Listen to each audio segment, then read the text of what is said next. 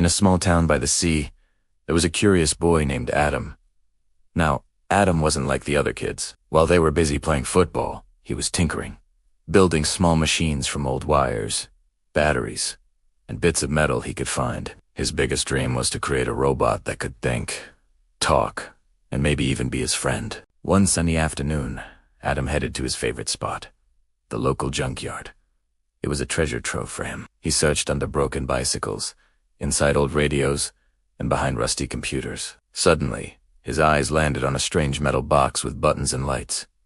He opened it, and his heart skipped a beat. Inside were the pieces of a robotarm's legs, and a head with a single, lonely blue eye. He was so excited. He hauled everything home, carefully cleaned each piece, and got straight to work. But it wasn't easy. Some parts just wouldn't fit, and the battery was completely dead. But Adam was determined. For 3 days and 3 nights, he worked tirelessly. His room turned into a chaotic workshop, and his hands were constantly covered in grease. He connected wires, soldered joints, and pored over old manuals. Finally, the robot stood on his table. Adam took a deep breath and pressed the power button. Nothing. He felt a wave of sadness wash over him. Maybe it will never work, he whispered to himself. He was so close to giving up. But then he remembered a small, golden chip he'd found with the other parts. He carefully inserted it into a slot in the robot's chest and tried one more time. Beep! The blue eye flickered and opened. The robot slowly looked around the room and then, in a soft, clear voice, said, "Hello, Adam."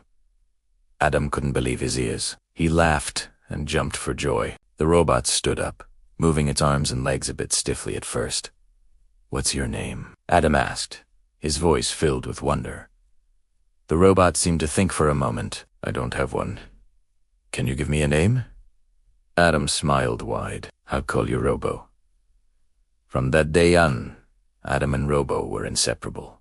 They became the best of friends. Robo helped Adam with his homework, tidied his room, and even tried to cook. That didn't go so well. He burned the eggs and filled the kitchen with so much smoke. But Adam just laughed and patiently taught Robo how to do things more carefully. One weekend, the town held its big annual science competition. Students from all over came to present their projects. Adam knew what he had to do. He decided to show everyone his best friend, Robo.